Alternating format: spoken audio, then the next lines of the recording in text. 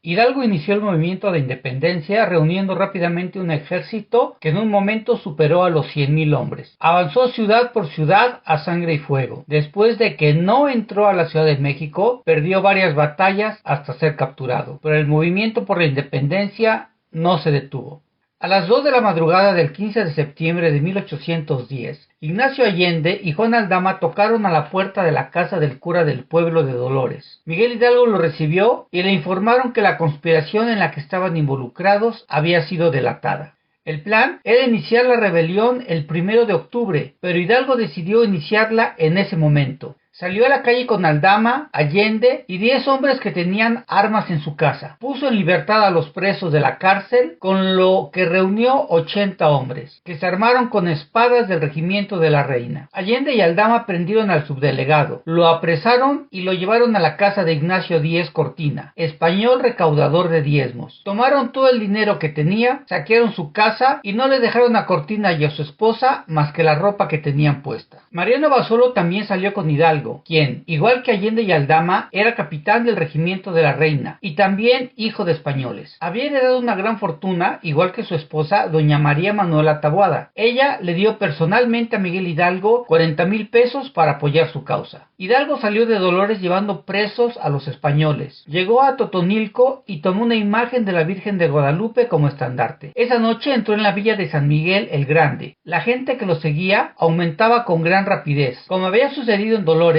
en San Miguel saquearon las casas de los españoles, a quienes metieron en la cárcel. Hidalgo desde un balcón le tiraba al pueblo las talegas de pesos gritando: "Cojan, cojan, hijitos, que todo esto es de ustedes". A cada población que entraban se repetía el hecho de poner en libertad a los presos, saquear las casas de los españoles y arrestarlos. Al paso de los insurgentes se unieron mineros y peones de las haciendas. Algunos pocos llevaban armas de fuego, pero la mayoría estaban armados con machetes, lanzas, palos, garrotes, hondas y piedras. El 21 de septiembre, cuando llegaron a las inmediaciones de Celaya, su fuerza era de 20,000 hombres. Seguidos por los soldados y la masa del pueblo, Hidalgo y Allende marcharon a la cabeza del contingente enarbolando un retrato de Fernando VII. Al llegar a la ciudad comenzó el saqueo. Los soldados, comandados por Aldama, intentaron inútilmente contener la acción. En esa población, Miguel Hidalgo fue nombrado capitán general, quedando al mando del ejército por encima de Allende, a quien se le nombró teniente general. En su camino se apoderaron de Salamanca, Irapuato y Silao. Llegaron a las inmediaciones de Guanajuato el 28 de septiembre.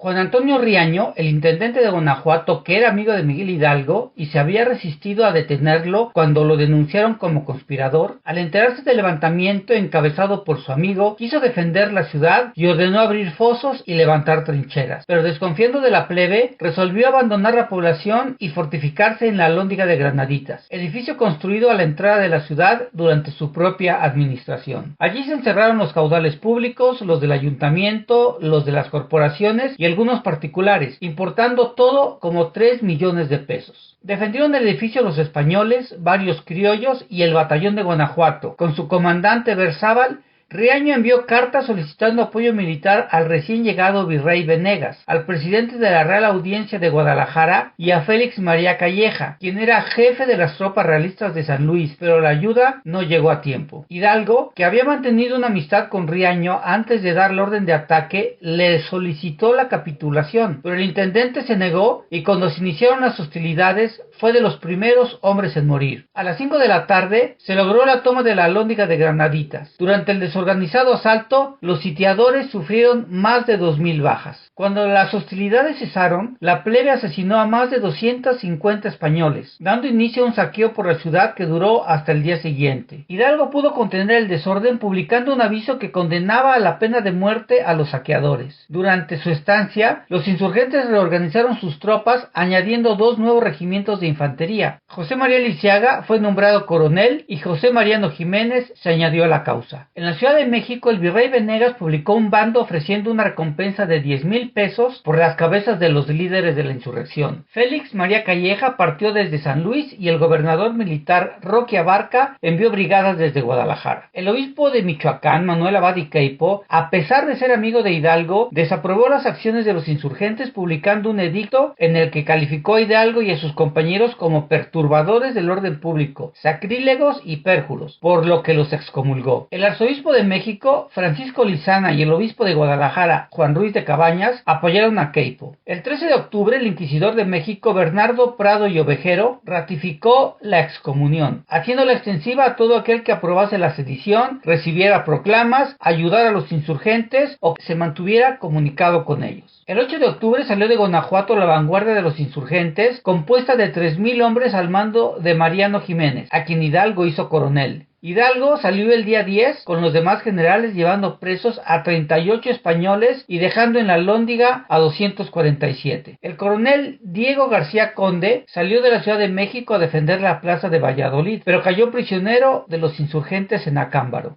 En Valladolid se encontraba solamente 70 hombres al mando de Agustín de Iturbide, quien decidió huir hacia la capital. Hidalgo le propuso unirse a la rebelión, pero Iturbide rehusó el ofrecimiento. El obispo Abad y Queipo trató de organizar la resistencia y sin lograrlo abandonó el lugar. Una pequeña comisión, compuesta por el capitán José María Arancibia, el canónigo Betancourt y el regidor Isidro Huarte, se entrevistaron con Hidalgo para rendir la plaza, la cual fue tomada pacíficamente el 17 de octubre. Ante las circunstancias, el gobernador de la Mitra, Mariano Escandón, expidió un edicto en el que dio marcha atrás a la excomunión proclamada por el obispo. Las fuerzas insurgentes llegaron a 80,000 hombres. El coronel Manuel Gallegos propuso a Hidalgo disminuir la tropa y se comprometió a entrenar a 14,000 hombres, pero Hidalgo se negó. En Acámbaro, el 22 de octubre, Hidalgo fue nombrado generalísimo. Allende, capitán general. Aldama, Valleza, Jiménez y Arias fueron promovidos a tenientes generales. Ignacio Martínez, Abasolo, Ocón y José Antonio Martínez, mariscales de campo. Los insurgentes avanzaron hacia la Ciudad de México y llegaron al Monte de las Cruces. Con el propósito de hacer frente a la rebelión, el teniente coronel Torcuato Trujillo, con un destacamento, realizó reconocimiento en el área de Ixtlahuaca, pero al confirmar el avance del numeroso ejército que comandaba Hidalgo, prefirió tomar posiciones con el mayor Mendívil en Lerma y en el puente de Atengo. Los rebeldes arrollaron la posición del puente avanzando por Santiago Teanquistengo. Un grupo al mando del capitán Bringas llegó para apoyar a Trujillo. La batalla se libró en el bosque y las fuerzas insurgentes dirigidas por Abasolo, Jiménez y Allende realizaron el ataque logrando la victoria. Cuando se agotaron las municiones, los defensores huyeron a la Ciudad de México bajando por Coajimalpa y Santa Fe. Entre los sobrevivientes marchaba Agustín de Iturbide. Durante el combate murieron más de 5,000 hombres con bajas semejantes para ambos lados. Venegas preparó la defensa de la ciudad y enarbolando la imagen de la Virgen de los Remedios, trató de animar a la población. El 31 de octubre, Jiménez y Abasolo bajaron con una bandera blanca para negociar la capitulación con el virrey, quien se negó a rendirse y casi fusila a los negociadores. Además, esperaba la llegada de los ejércitos virreinales comandados por Calleja y Flón. Por razones que aún son desconocidas, el generalísimo Hidalgo prefirió volver a la capital de Michoacán. Esta decisión provocó la deserción de la mitad de las tropas e inició el distanciamiento con Allende. Algunos historiadores creen que el virrey amenazó a Hidalgo con ejecutar a su cuñada y a sus 4 sobrinos, uno de los cuales era ahijado del mismo Hidalgo. A su regreso a la capital michoacana, los insurgentes fueron atacados el 7 de noviembre por el ejército español al mando de Félix María Calleja en Aculco. La batalla dejó claro que los insurgentes no estaban en condiciones para enfrentar al ejército español. Muchos desertaron y fueron capturados unos 600 rebeldes, armamento y otras pertenencias. Los insurgentes se dividieron y el grueso de las tropas tomó rumbo a Guanajuato con Allende a la cabeza, mientras que apenas un puñado regresó con Hidalgo a Valladolid. Hidalgo pudo obtener apoyo financiero de la iglesia y la adhesión de varios centenares de jinetes e infantes. No tuvo la misma suerte Allende, que tuvo que abandonar Guanajuato con rumbo al norte para reunirse con Abasolo y Aldama en San Luis Potosí. En ese momento, los simpatizantes de los insurgentes ocupaban otras ciudades en todo el territorio de la Nueva España. Rafael Iriarte controlaba León, Aguascalientes y Zacatecas. Luis de Herrera y Juan Villerías ocupaban San Luis Potosí. En Toluca y Zitácuaro estaba Benedicto López. José María Morelos ya había reunido gente de Michoacán y México. Miguel Sánchez y Julián Villagrán controlaban el Valle del Mezquital al norte de la Intendencia de México. Guadalajara fue tomada por José Antonio Torres el 11 de noviembre. También tomaron Texas, Coahuila y Nuevo León. José María González Hermosillo inició la rebelión con la batalla de Real del Rosario en las provincias internas de Occidente y José María Sáenz de Ontiveros en Durango. El sacerdote e insurgente José María Mercado fue comisionado para tomar las plazas de Tepic y San Blas, lo que logró sin disparar un solo tiro el 28 de noviembre y el 1 de diciembre respectivamente. Además, se efectuaron diversos levantamientos espontáneos dirigidos por sacerdotes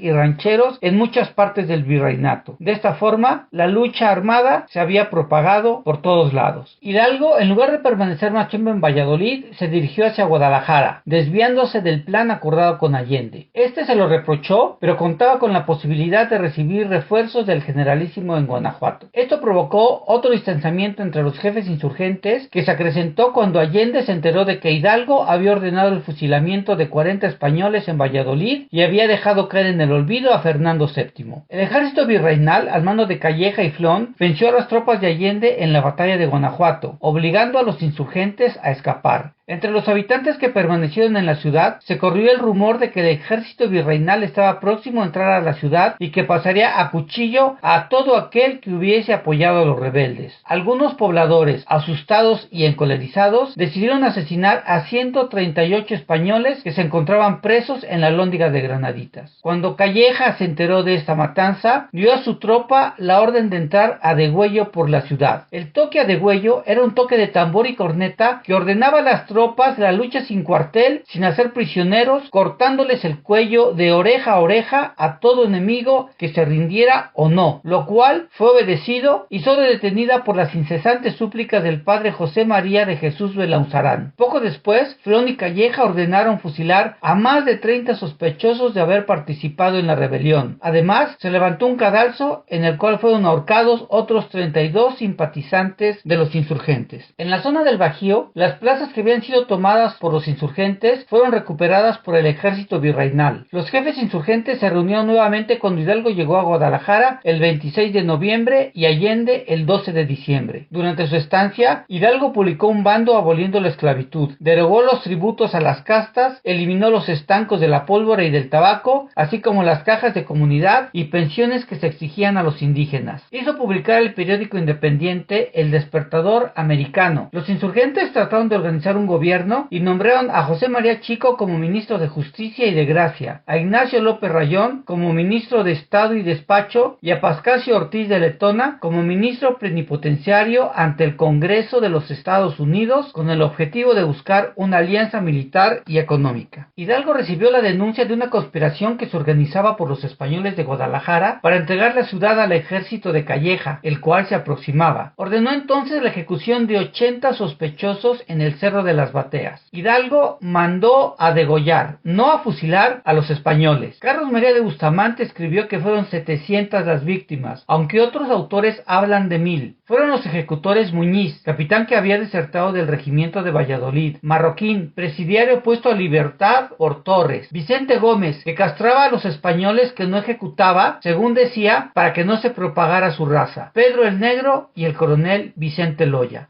Allende y Aldama reclamaron esta acción, pero Hidalgo fue condescendiente con los asesinos. Este evento fue el punto límite que provocó el distanciamiento de Allende con Hidalgo. Al saber del avance de las tropas virreinales hacia Guadalajara, se celebró una junta de guerra. Allende propuso dejar entrar libremente al contingente de Calleja en la ciudad, para que una vez que estuviera dentro, se le emboscara por todas las direcciones. Pero Hidalgo decidió que la opción sería combatir en las afueras de la ciudad. Un ejército de reserva, comandado por José de la Cruz y Pedro Celestino Negrete, avanzaba también hacia Guadalajara. Hidalgo ordenó a Ruperto Mier marchar con 2000 hombres para detener este otro avance. Estas fuerzas se confrontaron en la batalla de Urepetiro con la derrota de los insurgentes. El 16 de enero tomaron posición 93,000 insurgentes en los alrededores del puente de Calderón. El 17 de enero de 1811, el ejército virreinal, conformado por 8,000 hombres al mando de Calleja y Flón, llegaron al lugar, dando inicio a la batalla del puente de Calderón. Después de 6 horas de combate, una granada cayó en el carro de municiones de los insurgentes. La detonación provocó pánico y una estampida de los rebeldes, quienes huyeron atropelladamente, perdiendo sus posiciones y permitiendo la victoria de los virreinales. Con un número reducido de tropa, los insurgentes se vieron obligados a huir hacia Aguascalientes. En la hacienda del Pabellón, Hidalgo fue relevado de su cargo de generalísimo. Allende dirigió la tropa hacia Zacatecas. Sin encontrar ayuda en esa ciudad, decidieron dirigirse hacia Saltillo, lugar que mediante la batalla de Agonueva había logrado tomar José Mariano Jiménez. Reunidos en Saltillo, el 15 de marzo, decidieron emprender la marcha hacia Estados Unidos. Ignacio Aldama, que se había adelantado en el viaje, fue hecho prisionero en Bejar el 1 de marzo. 2,500 hombres del ejército insurgente, a su paso por Saltillo, fueron puestos al mando de Ignacio López Rayón, quien junto con José María Lisiaga partieron rumbo al sur para refugiarse en las montañas de Michoacán. El resto de los jefes, con 1,000 hombres, se dirigieron a Monclova, pero no sabían que esta población era un núcleo contrainsurgente. Ignacio Elizondo, que había participado en el movimiento insurgente, cambió de bando aliándose con el capitán realista español José Rábago. El 17 de marzo aprendió al mariscal insurgente Pedro de Aranda y en Acatita de Baján capturó a los insurgentes el 21 de marzo de 1811, 6 meses y 5 días después de haberse iniciado el movimiento. Fueron hechos prisioneros Miguel Hidalgo, Ignacio Allende, Juan Aldama, Mariano Hidalgo, Mariano Valleza, José Santos Villa, José Mariano Jiménez, Mariano Abasolo, Ignacio Camargo, Nicolás Zapata, Francisco Lanzagorta, Fray Gregorio de la Concepción, Manuel Santamaría, Vicente Valencia, José María Chico y Manuel Ignacio Solís, entre otros muchos. Joaquín Arias fue herido mortalmente cuando intentó resistirse al arresto. Todos fueron trasladados a Chihuahua.